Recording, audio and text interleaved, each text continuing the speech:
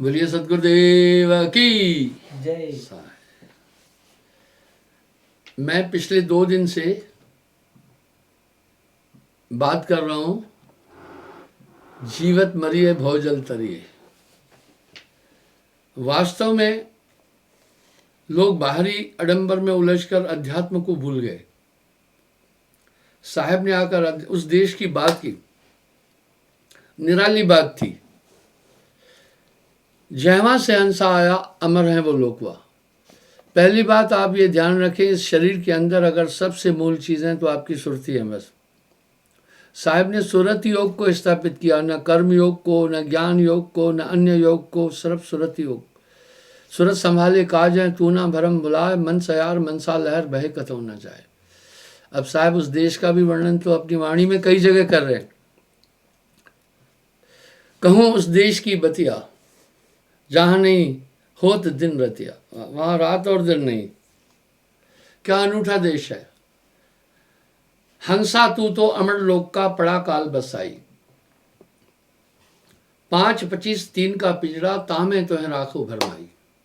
जिसका जन्म जेल में होता है ना, पूरा उम्र अगर जेल में रहा, बाहरी दुनिया को उसका कोई पता नहीं चलता है। नहीं रवि चंद और तारा, नहीं उजियार अंधियारा। वाह क्या बात है। हम संसार की चीजों की उपमाएं देते हैं। साहिब कह रहे ये सब वहां नहीं है, न रात है, दिवस और रजनी नहीं थे वहां, नहीं था पवन और पानी, गए हुए देश जिन जानी। जो पहुंचा जानेगा वाही कहन सुनन से न्यारा है। साहिब कह रहे हैं पवन पानी नहीं वहां।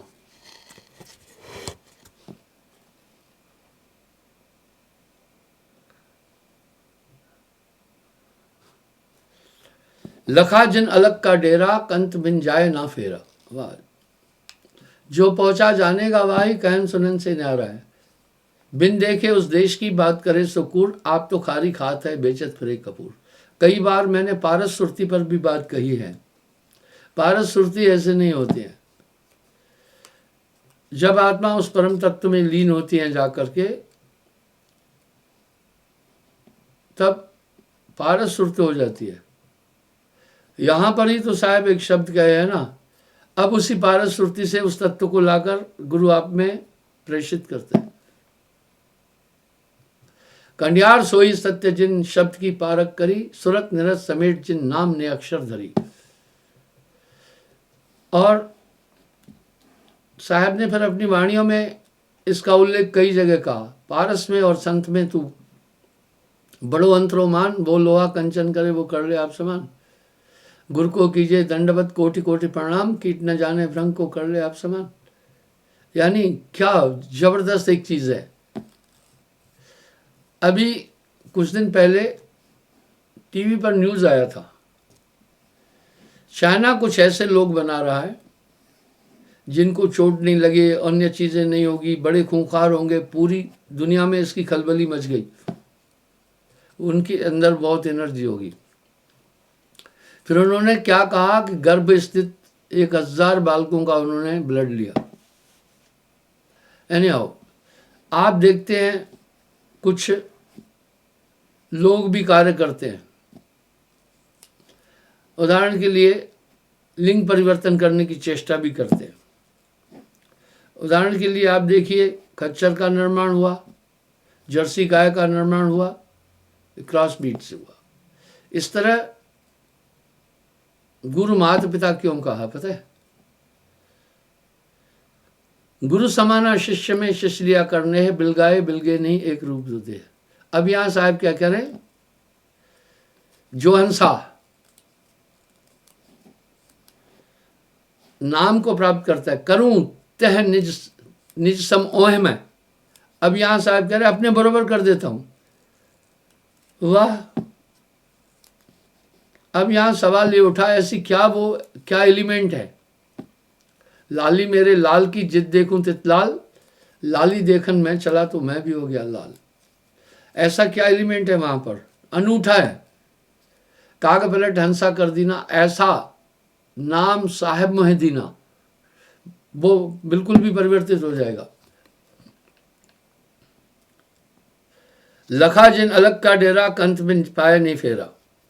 कंत पति को कहते, भाई पति के बिना फेरा नहीं होता है। जब सदगुरु मिलता है तब वो राह देता है।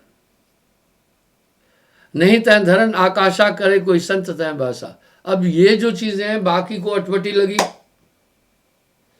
क्योंकि ये सब चीजें तो शास्त्रों से भी ऊपर जाकर जा रही है। इसलिए संत काल के जितने भी संतत्व के फॉलोअर थे उनका विरोध हुआ। बदस्तूर आज भी विरोध हो रहा है। वो ये परंपरा अभी तक भी चल रही है।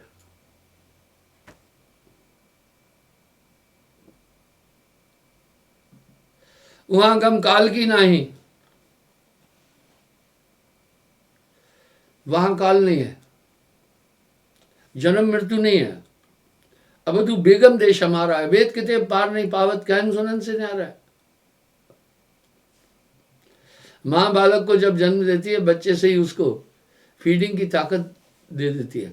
इस तरह नाम के बाद एक अद्भुत ताकत मिल जाती है। वो ताकत आपको मार्गदर्शन करती चलेगी, तभी तो साहब और आपकी सुरक्षा भी करेगी। तभी तो साहब कह रहे हैं ना, अद्भुत नाम सदा रखवाला। कई बार आपके जीवन में ये घटनाएं आई होगी कि एक ताकत ने आपको इन सब चीजों से बचाया होगा। जहां आपका बस नहीं चला, आपको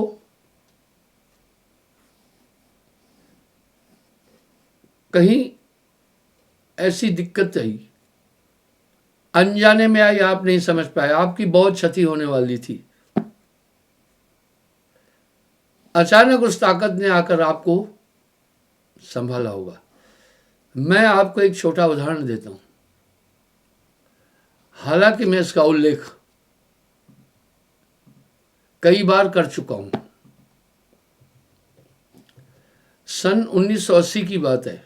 वो ताकत आपको हमेशा रक्षा करेगी, बस यही तो साहब की गारंटी है ना। अरे नाम के प्रताप ते भय आन के आन। तो मैं मिजोरम से आया था परचेसिंग करने के लिए, बटालियन का सामान, जहाज बेंट वगैरह थी, ये सब चीजें थी। मेरे साथ एक लड़का था, नाम था मंगत राम खाती, हरियाणा का रहने वाला था, रोहतक का। तो जब हमने पूरा सामान कलेक्ट किया, उसने बोला गुरुजी, वो बाल बच्चे वाला था, बोला मिजोरम से यहाँ तक आने में 7 दिन लगते हैं। उस जमाने में संसाधन बड़े कम थे। कहा कृपा करो मुझे 2 दिन के लिए जाने दो, मैं आ जाऊंगा फिर इधर। मैंने कहा भाई फिर सामान कहाँ रखें? उन्होंने कहा एक सेक्शन रहती है रेलवे स्टेशन पर फौजियों की सहायता के लिए, उसमें मेरा गांव का एक लड़का क्लर्क है, वो रूम देगा, वहां पर आप इसको रख देना। विचार किया, चलो बाल बच्चेदार है, बड़े सहयोग से ये टाइम मिला। मैंने कहा जाओ 2 दिन बाद आ जाना। मैंने दिल में सोचा दिल्ली में क्या करूंगा मैं, बस एक धुन आई, गुरुजी के दर्शन करने जाना है अयोध्या। उस समय मैं तूफान मेल चलती थी, कम गाड़ियां चलती थी नॉर्थ ईस्ट के लिए। तो मैं पहले लखनऊ पहुंचा, लखनऊ से फिर मैंने एक गाड़ी ली,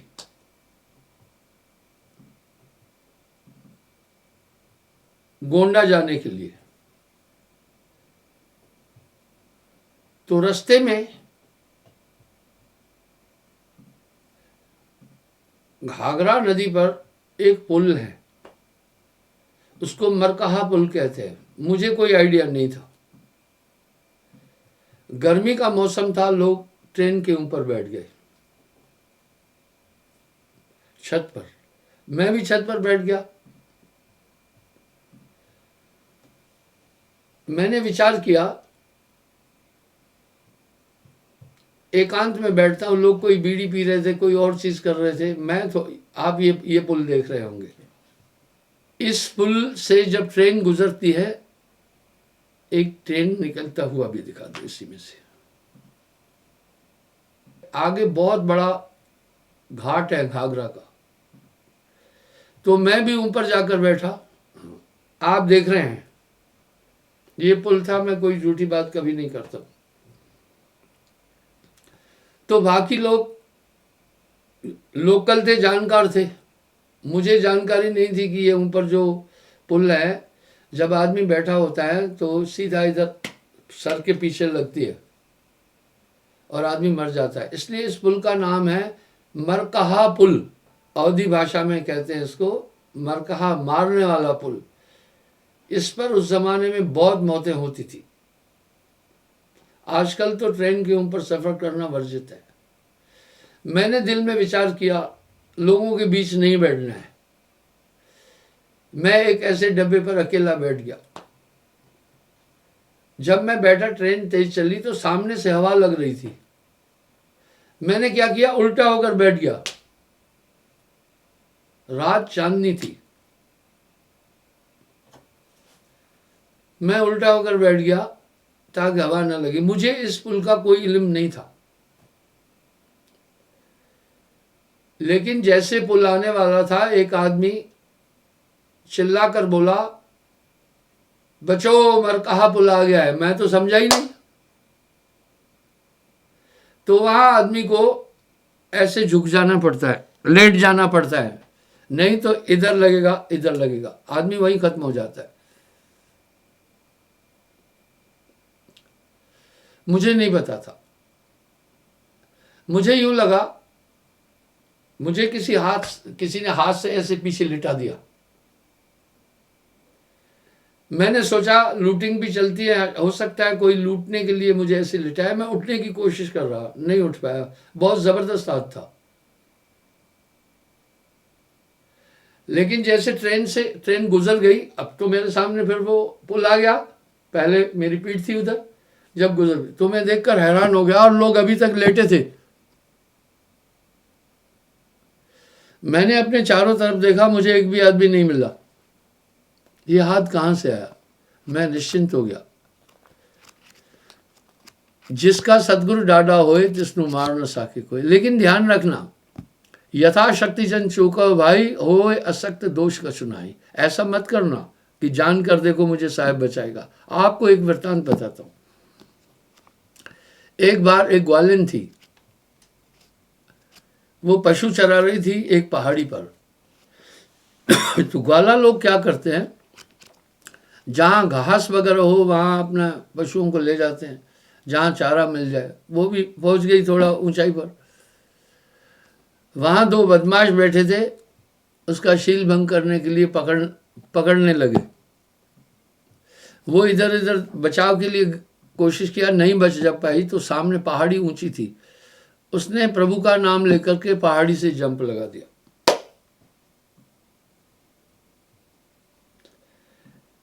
ऐसी मौज हुई, वो नहीं मरी। लोगों को जब पता चला, उसकी बड़ी प्रसिद्धि हुई कि बड़ी भक्त है वो। ग्वालिन थी भी भक्त। इतने में एक और भी भक्त थी वहां उसी गांव में।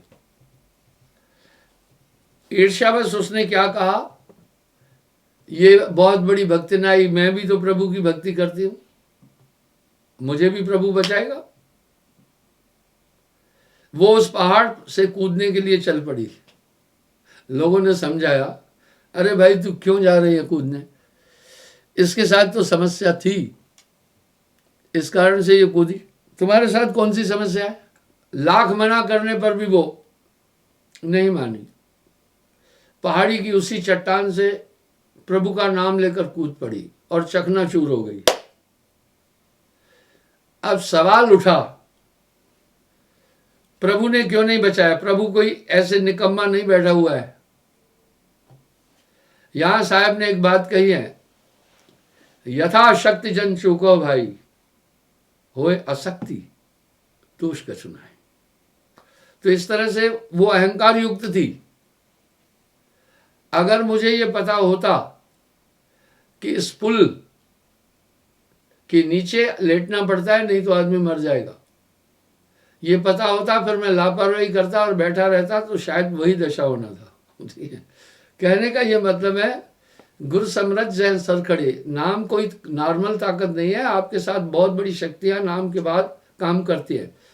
मेरा एक प्रैक्टिकल अनुभव है और मैंने ये बात हजारों लोगों से प्रत्यक्ष और प्रैक्टिकल पूछी है और मुझे उन्होंने फिर बताया। आपको ध्यान होगा मैं डॉक्टर सिसोदिया भोपाल के, उनका भी एग्जाम्पल दिया था। चंबल के पुल पर वो गाड़ी चलाते सो गए थे, सामने से गाड़ी आ रही थी, इनको कोई पता नहीं थी, अचानक ऐसा झटका लगा कि गाड़ी साइड हुई और वो गई, नहीं तो टकरा कर दोनों गाड़ी पुल के नीचे गिरनी थी। जाके रक्षक गुरुधनी, अब यहाँ साहब पुष्टियां दे रहे हैं पर आप अपनी ओर से सावधानी बरते हैं तो वो हमेशा मेरा प्रभु मोह को भजे मैं सोऊं पांव पसार। सिर्फ इतनी बात नहीं है, जहां आपको किसी भी तरह से कमी होगी, शरणागत जो जाके शरणागति ताको तिसकी लाज, जब से आप शरणागत हुए पर शरणागत के नियम को पालन करें। ये नहीं है गुरु बताए पूरब को चेला पश्चिम जाए, हृदय कपट की टाटरी कैसे मिली आए, वो ताकत आपको बचाएगी। अब यहाँ पलटू साहब क्या कह रहे हैं, मेरा प्रभु मोह को भजे मैं सोऊं पांव पसार। अन्यथा कोई भी आदमी इस संसार सागर से अपने प्रयास से नहीं निकल सकता है। तभी तो साहब कह रहे अदा कर खुद खजाने से छुड़ा ले अपने बंदे को। सुरत करो मेरे साइया मैं हूं भवजल माए, आप ही हम बह जाएंगे जो न कहोगे बाएं। और यहां साहब एक शब्द और कह रहे हैं, धर्मन सुनिए मोर स्वभाव, हे धर्मदास मेरा एक स्वभाव सुनो, विनय सुनत मम रहा न जाई, विनती सुनकर मुझसे रहा नहीं जाता। आप नियमों का भी तो पालन करते चलो, किसी भी प्राणी को नहीं मारना। महात्मा गांधी का ये शब्द बड़ा सार्थक है, किसी के साथ दुर्व्यवहार करने से पहले एक बार सोचना अगर आपके साथ ऐसा हो जाए तो कैसा होगा, बस फिर उसके बाद आप किसी से ये व्यवहार नहीं कर पाएंगे। एक छोटा बच्चा एक कीड़े को मार रहा था तो मैंने उसको कहा नहीं मारो, ये मम्मा के पास जा रहा है। बोला मम्मा, मैं बोला हाँ, क्योंकि वो भी मम्मा को समझता था, फिर उसने उसे मारा नहीं। यानी समझे की गत एक है, जिन समझाते हैं ठोर, कहे कबीर ये बीच है बलक और की और। इस तरह आपको वो सभी चीजें बताती जाएगी ताकत अंदर से, कृता क्या है, आकृत क्या है, उचित क्या है, अनुचित क्या है, पक्का बताती जाएगी। यही तो दावा है। गुरु सजीवन नाम बताए जाके बलहंसा कर जाए, नहीं तो धरण आकाशा करे कोई संत तहां बस। अब यहां क्या करें, वहां धरणी आकाश आदि नहीं है, वहां गम काल की नाही, तहां नहीं धूप और छाई, यानी निरंजन भी वहां नहीं जा सकता है। आपको मैंने कबीर साहब और गोरखनाथ जी की गोष्ठी में एक बात कही थी, जिसमें उन्होंने कहा कबीर कब के भय वैरागी। कबीर साहब की उस समय उम्र कम थी, 7-8 साल के थे जब उन्होंने गोरखनाथ जी से गोष्ठी की थी। और गोरखनाथ जी योग की ताकत से अस्थियां और मंजा को एक कया 700 साल रहे थे। कह रहे नाथ जी तब का भया मैं सन्यासी, मेरी आदि अंत तह जब लागी, नहीं धूंधूकार, बोला कोई प्रमाण नहीं था, पिंड नहीं था। आगे क्या कह रहे, बहुत चौंकाने वाला विषय है, थोड़ा आपसे उस पर बात करूंगा, प्रमाण देकर के बात करूंगा। बोल रहा भाई अब आप देखें, मैंने जैसे साहब पर व्याख्या देना शुरू कर दिया, भरमार हो गई है टीवी पर, वाह वाह वाह वाह। कुछ लोग तो अपना धन कमाने के लिए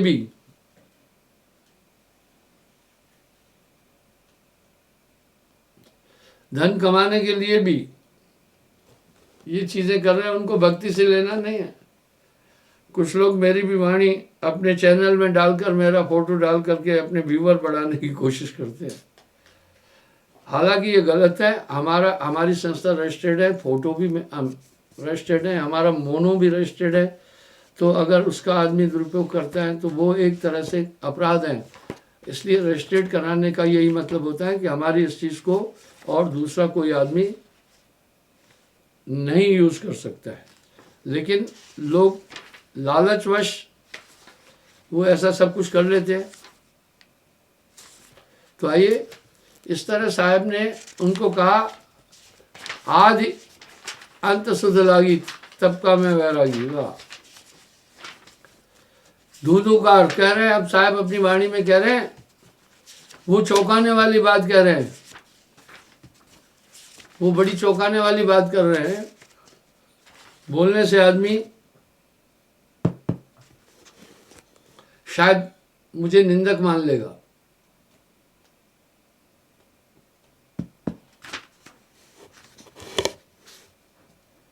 कबीर कब के भय वैरागी, कब के भय वैरागी, कबीर जी कब के भय वैरागी। कह रहे हैं भाई आप कब के वैरागी हुए? नाथ जी हम जब से भय वैरागी, मेरी आदि अंत सुध लागी। आप सोचे ये गोष्ठियां, ये बातें जो साहब की थी, फर्जी नहीं। कुछ लोग तो नकली गोष्ठियां मेरे साथ दिखा रहे हैं, मेरे से उनकी मुलाकात नहीं हुई, बात ही नहीं हुई, ये तो 420 पना हो जाता है। कुछ ऐसे ही गोष्ठियां फर्जी, ये फर्जी गोष्ठी नहीं है। साहब साफ साफ बोल रहे, धूंधुकार आदि को मेला नहीं गुरु नहीं चेला। कह रहे भाई जब धूंधुकार भी नहीं था, न गुरु था न चेला, तब का तो मैं योग उपासा, तब का फिर अकेला। आप सोचें थोड़ा सा। कह रहे हैं तब का फिर अकेला। धरती नहीं जत की टोपी दीना, ब्रह्मा नहीं जत का टीका, शिव शंकर से योगी नहीं जत का झोली शिव का। बोला मैं तब का वैरागी हूं। द्वापर की हम करीब फावड़ी, त्रेता को हम दंडा, सतयुग मेरी फिरे दुहाई, कलयुग फिरू नौखंडा। वाह वाह, यानी चारों युग में आया मैं, एक जगह थोड़ी बोल रहे हैं, वो हर जगह जगह पर बोल रहे हैं।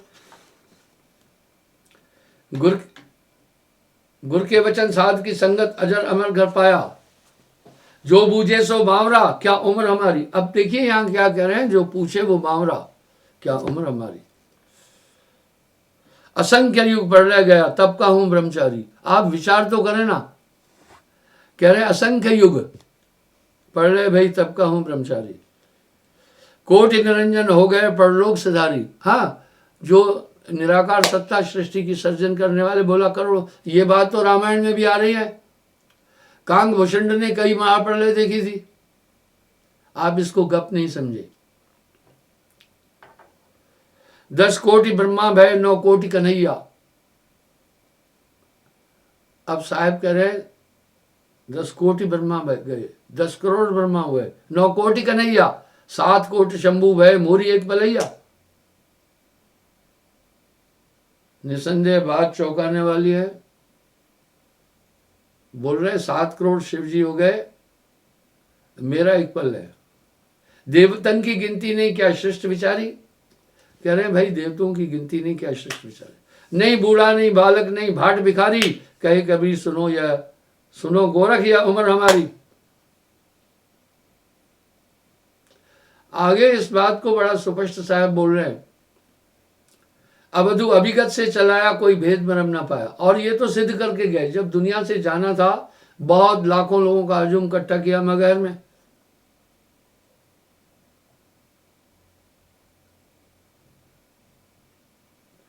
अभी भी बड़ी बड़ी हस्तियां कबीरपंथी हैं, लेकिन अपने आप को कबीर का अनुयायी बोलने में वो संकुचित होते हैं। क्यों होते हैं? लोगों ने बहुत निंदा की साहब की, इसलिए की ताकि कोई उस दिशा में नहीं जाए, क्योंकि उनके हितों को नुकसान हो रहा था। पर साहब कह रहे हैं नाशन निकली बावड़ी तो घूंघट कैसा। अरे और बात छोड़ो, मैं अपनी बात बताता हूं। मैं तो गुरु दीक्षा लेने के बाद जीवन संकल्प कर दिया। मैंने कहा जब तन मन धन इनका हो गया तो बात खत्म है। 10 साल में एक बार गया था घर। मेरी माता ने मुझसे पूछा भैया, और लोगों ने वहां कई किंवदंतियां जोड़ दी थी। कोई कहा 71 के वार में ये शहीद हो गया, आप दुखी नहीं हो इसलिए। और मेरा फैमिली अरेंजमेंट भी घर में जाता था, उस समय ये एक प्रथा थी। तो कहा उसकी ये पेंशन वगैरह आ रही तुम्हारे पास, बाकी कुछ नहीं, तुम्हारा बेटा मर गया है। बूढ़े माँ बाप थे बेचारे, काफ़ी दुखी भी हुए, लेकिन उन माँ को ये यकीन था नहीं मेरा बेटा नहीं मरा है। फिर कुछ लोगों ने ये शोषा उठाया शादी ब्याह करके घर बसा रहा है इसलिए नहीं आ रहा है। अरे दुनिया क्या बताऊं। साहब ने कहा आगे चलोगे धूल उड़ाएंगे, आगे चलोगे तो एड़ी मारेंगे पीछे से, और पीछे चलोगे तो धूल उड़ाएंगे। ये दुनिया है। फिर मुझसे पूछा, मैंने कहा मैं संन्यास लिया, भक्ति में जुड़ा। मेरी माँ ने पूछा भाई कौन सी भक्ति में जुड़े, कौन सी भक्ति। मेरी माँ भी भक्त थी। मैंने साहब का उल्लेख किया। मेरी माँ बोली थी, पता है मुझे क्या बोली? अरे भैया तू कहाँ फंस गया। अरे कबीर साहब की भक्ति तो निम्न वर्ग के लोग कहते हैं, हमारा तो ठाकुर जी है। वाह वाह क्या बात है। हर बिरादरी का एक एक भगवान अलग से बना रखा है। ये बिरादरी के अगुआ लोगों ने अपना काम चलाने के लिए धंधे चलाए। कबीर साहब ने इसका खुला खंडन किया। भाई रे दो जगदीश कहाँ से आए, कहो कौन ये फरमाया। वाह। मेरी माँ ठाकुर पूजा करती थी वैष्णो से। उसको 18 साल लगे मुझे समझाने में। मैं सोचा ये माता को भी साहब का नाम दिलाऊं। वह मुश्किल तब साहब को पकड़ा, लेकिन जब पकड़ा तो मजबूत से पकड़ा। फिर मैं गोंडा ले गया अपनी माँ को, गुरुदेव से नाम दिलाया था। कहने का क्या मतलब है, ऐसी पब्लिसिटी लोग करते हैं। अभी मुझे खुशी है, पता है क्या है, मेरे भजन भी लोग लेकर अपना टीवी पर अपना व्यूवर बढ़ाने के लिए फोटो मेरा लगा देते हैं। ये एक अपराध है। मैंने कई बार बोला कि हमारी संस्था पंजीकृत है, आप ऐसे किसी का फोटो नहीं लगा सकते। वो क्यों लगा रहे हैं, वो सोचते हैं ये एक प्रोमिनेंट फिगर है और सेलिब्रिटी भी है, तो इससे हमारे व्यूअर बढ़ जाएंगे। ठीक है, वो इसलिए ये कर रहे हैं। इस तरह कुछ लोग, अभी आपको नेट पर बहुत बड़ी भीड़ लगेगी, आपको दिखाता हूं मैं।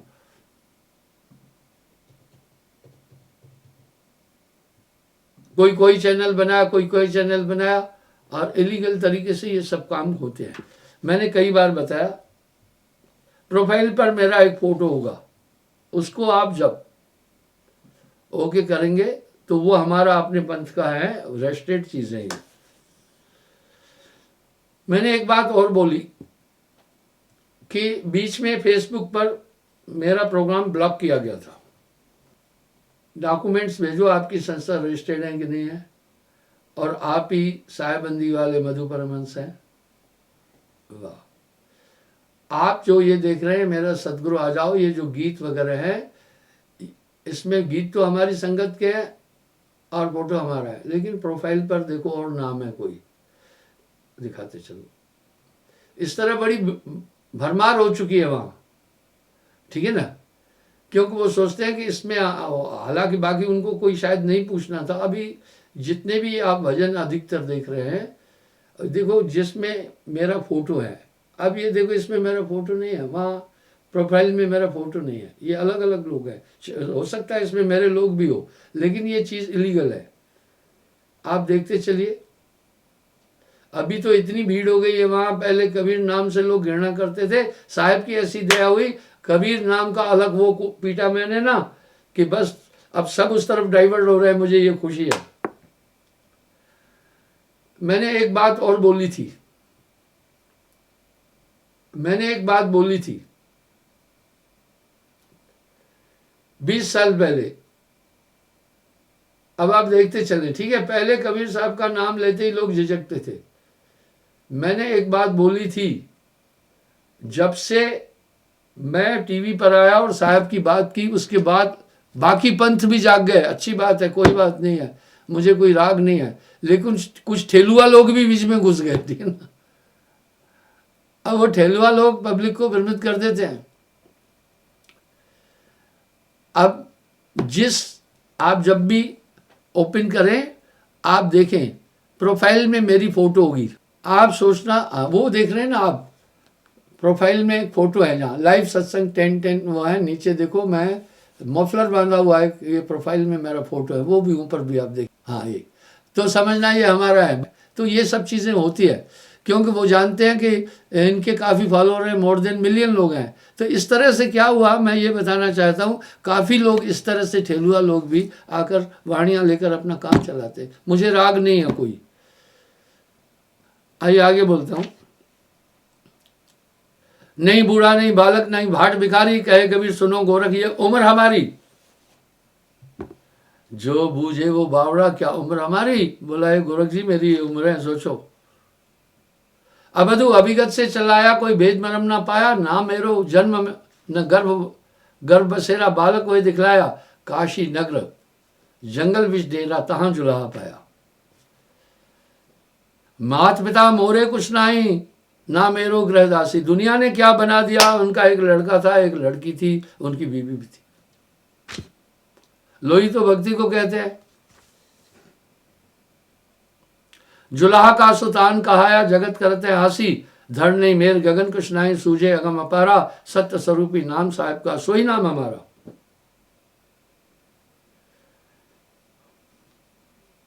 अधर दीप नहीं गगन गुफा में, तहां निज वस्तु हमारा, ज्योति स्वरूपी अलग निरंजन, सो जपे नाम हमारा। क्या इतना बड़ा फ्रॉड किया गया कबीर साहब ने? नहीं। वो महत्वाकांक्षी लोग थोड़ा अपने अपने तरीके से बोल गए। हाट चाम लोहू नहीं मोरे, हूं सतनाम उपासी, तारन तरन अभय पद दाता, कहे कबीर अविनाशी। कह रहे भाई हाट चाम भी मेरे नहीं, सिद्ध तो करके गए। शायद कुछ लोग ये बोलने में अभी भी कबीरपंथी झिझकते हैं। वो ये तो बात कह रहे हैं साहब को मान रहे, ये नहीं कह रहे कबीर साहब जब शरीर त्यागा तो उनका जिस्म नहीं था। अब आपको मैं उदाहरण देता हूं, कबीर पंथ में 12 पंथ प्रमुख है, वो मैक्सिमम निरंजन की भक्ति करते हैं। मैं तो ये बात, वहां भी मगर में कई प्रोग्राम होते थे, मैं जाता था, तो मैं तो ये स्पष्ट कह रहा हूं भाई, ये एक प्रमाण देके गए, लेकिन इस बात को कोई भी नहीं कह रहा, वहां जाकर भी नहीं कह रहे, डर है उनको, पता नहीं क्या डर है। काशी तजमगहर को आए दोनों दिन के पीर, जो कबरा काशी मरे तो नाम है कौन निहोड़। वहां आए, लाखों लोग इकट्ठे हुए, उनके कई शिष्य थे सब। उन्होंने जब कहा माघ सुदी एकादश को बॉडी छोड़ूंगा, बहुत लोग आए, बड़ा हजूम इकट्ठा किया। साहब एक गवाही देकर गए दुनिया को, तभी भी अंधी दुनिया नहीं मानती है। ऐसा न भूतो न भविष्य थे। और इस पर बड़े बड़े पंथ भी, कबीर पंथ वाले भी खामोश हैं, बोल नहीं रहे हैं। बड़े बड़े लोग मगहर में जा रहे हैं और वहां दलीलें दे रहे हैं, लेकिन वो ये नहीं कह रहे हैं कि कबीर साहब ने जब शरीर छोड़ा तो उनके अस्थि मांस कुछ नहीं मिले और हिंदुओं ने फूल उठाकर समाधि बनाई, मुसलमानों ने मजार बनाई। ये शब्द किसी के मुंह से ही नहीं सुनोगे आप। आज भी कबीर पंथ के कुछ लोग ये कह रहे हैं कबीर सही में जुलाहा था और हरिजन था, छोटी जात का था, और इस प्रकार से फिर वहां पर वो तप करके ऊंचा पहुंचा। नहीं, ऐसा नहीं था। वो तो साहब बोल रहे अभिगत से चलाया, ये मतभेद पैदा कर दिए, बड़ा कंफ्यूज पैदा कर दिया। वो जा रहे हैं वहां जरूर, पर ये नहीं बोल रहे हैं समाधि और मजार दोनों इकट्ठी क्यों हैं। जब लाखों लोग वहां इकट्ठे हुए, वीर सिंह बघेल को पता चला, वो काशी से अपने दलबल के साथ में मगहर में आए, और मगहर पड़ती है अवध में। वहां का जो नवाब था बिजली खान पठान, वो भी अनुयायी था साहब का, मुरीद था। दोनों में बात हुई। बात कैसे हुई? राजा वीर सिंह बघेल ने जब अपने सेनापति से, मंत्री से कहा कबीर साहब जैसे शरीर छोड़ते हैं, इनके पार्थिव शरीर को लेकर के तुम काशी चलना, हिंदू रस्म के अनुसार हम इनका संस्कार करेंगे। आप थोड़ा मेरी बात पर गहनता से चिंतन करना। बिजली खान पठान ने एक तर्क रखा, बोला वीर सिंह बघेल हम गुरु भाई हैं, हम दोनों का एक ही बाप है, एक ही इष्ट है कबीर साहब, हमें नहीं लड़ना है। तुम अगर कबीर साहब के शिष्य हो तो मैं भी उनका मुरीद शिष्य हूं। मैंने भी काशी में नाम लिया था, वहां तुम्हारा राज्य है, ये मगहर है, यहाँ मेरा राज्य है। कबीर साहब अपनी इच्छा से यहाँ शरीर छोड़ने के लिए आए हैं, इसलिए मेरा अधिकार बनता है। अब मैंने उन्हें न्योता नहीं दिया, वो खुद आए। वीर सिंह बघेल ने तथ्य रखे, बड़ी वहां उनकी डिस्कस हुई, बोला देखो इस्लाम में मांस वर्जित नहीं है और कबीर साहब वैष्णव हैं, इसलिए मांस वर्जित है। तो आप ऐसा करो, आप इनका अगर आप संस्कार इस्लाम के अनुसार करोगे तो कबीर साहब की पूरी शिक्षा हमेशा के लिए दब जाएगी। मेरी बात आप स्वीकार करो मेरे गुरु भाइयों, मैं हिंदू रस्म के अनुसार इनका संस्कार करूंगा। ये खेल साहब ने खुद किया था वहां। जब इस तर्क पर दोनों सहमत नहीं हुए तो आखिरी में पुराना जमाना था, जिसकी लाठी उसकी भैंस, युद्ध के लिए प्रस्तुत हुए और वहां लाखों लोग थे, एक दो नहीं था। जब तलवारें चमचमा उठी और युद्ध होने वाला था, कौतुक किया कबीर साहब ने, आकाशवाणी हुई, अद्भुत प्रकाश हुआ, उठाओ पर्दा, नहीं है मुर्दा, अरे मूर्ख नादाना तुमने हमें नहीं पहचाना। जब चद्दर हटाई सबकी आंखें खुली की खुली रह गई, कमल के फूल थे। मुसलमानों ने फूल उठाकर मजार बनाई, हिंदुओं ने समाधि बनाई। क्या कबीर साहब के शरीर के दो टुकड़े किए गए थे क्या? ऐसा नहीं था। बड़े बड़े लोग वहां जाते हैं, तकरीर देते हैं, ये कहने में झिझकते हैं, ये नहीं कहते हैं कि 50 फीट की दूरी पर मजार और समाधि है, ये संसार को संदेश दे गए, ना कोई तुर्क नहीं कोई हिंदू, माँ का रज पिता का बिंदु। मैं क्षमा चाहता हूँ, किसी पर व्यंग नहीं कस रहा हूँ। मैं वहाँ जाता हूँ, वहाँ मैं फर्स्ट चांस वहाँ गया था 1970 में, आज से 51 साल पहले। मैं वहाँ की स्थिति जानता हूँ। अगर मैं कहूँगा तो शायद थोड़ा भूचाल मचेगा। बस उस बात को यहीं रहने देता हूँ। मैं ये कहना चाह रहा हूँ कि साहब गर्भ में आए ही नहीं। मैंने इसका उदाहरण एक और दिया था। मुझे एक आदमी ने कहा कि महाराज इतने बड़े बड़े हमारे ऋषिवर हुए और तपस्वी हुए, योगी हुए, मुनिवर हुए, हजारों साल तप किए, आप उनकी बात का जिक्र नहीं करते हैं, एक कबीर को पकड़े हुए हैं सिर्फ। मैंने कहा भाई बाकी सबने निरंजन तक की बात की, साहब ने उससे आगे की बात की है और उस देश की बात की है। मैं उस देश में गया भी हूं, इसलिए मैं उनकी बात ले रहा हूं। मुझे कहा जी इसकी आप क्या गवाही देंगे? मैंने कहा कोई वहां का जानकार ले आओ, फिर मैं बता दूंगा। आपको क्या बताऊं, आप तो मानेंगे ही नहीं ना। बिन देखे उस देश की बात करे तो कूड़, आप तो खारी खाता है बेचत फिरे कपूर। तो मैंने कहा भाई वो माँ के पेट से ही नहीं आए। बोला ये किवदंतियां कबीर पंथियों ने बनाई है। मैं बोला नहीं, वो तो प्रूफ करके गए ना। जब दुनिया से जाना था तब मगर में लाखों लोग इकट्ठे हुए, काशी तज मगर को आए दोनों दिन के पीर। मगर आने की क्या बात थी? वहां उक्ति थी काशी मरणात् मुक्तः, काशी मरने से मोक्ष होता है, और मगर मरे सो गधा होई। साहब ने ये मिथक भी एंड में तोड़ता गया, हाथी जिंदा है तो लाख का है, मर गया 1.25 लाख का है। इसलिए संत जो है जीते तो बहुत कुछ देते हैं, जाने के बाद दुनिया से भी अपनी बहुत धरोहर छोड़ के जाते हैं दुनिया के लिए। यह कबीर भाव भटका खाए, वह कबीर भाव पार लगाए। क्या दो कबीर थे क्या? जो कबीर को एक जुलाहा मानकर, एक आदमी मानकर चल रहा है, वो भटका खाएगा, वो कबीर के रहस्य को नहीं समझ पाएगा। वह कबीर भाव पार लगाए जिसने उनको वो उस सत्ता से आया हुआ माना, वो इस संसार सागर से पार करेगा। आइए कुछ पंथों की बात बोलूंगा, बहुत नाराज हो जाएंगे, नहीं बोलना चाहता हूं मैं, विवाद और बखेड़ा नहीं चाहता हूं। सच बोलने से पहले ही हमारे 12 आश्रम जला दिए। मैं लोगों को व्यथित नहीं होने देना चाह रहा हूं, पर सच तो सच है। मात गर्भ में आई नहीं है। तो इस तरह साहब ने वहां पर ये दिखाया, प्रत्यक्ष दिखाया। अभी भी उसके बाद भी दुनिया नहीं मानती है, नहीं मानती है, रहने दो। तो मेरे कहने का ये भाव है, मैंने उसको समझाया ऐसा कोई और बताओ जिसने माँ के पेट से जन्म नहीं लिया और जो शरीर छोड़ गया, बॉडी उसकी फूल बन गई हो, दिखा तो दो, उसके भी पैर पकड़ लूंगा ना। फिर मैं बता तो दो एक आध नाम। ठीक है, तो ये दुनिया है बंधुओं। बिन देखे उस देश की बात करे सो कूड़, आप तो खारी खाता है बेचत फिरे कपूर। तो साहब उस देश की देखिए बात कैसे कर रहे हैं, आप समझिएगा।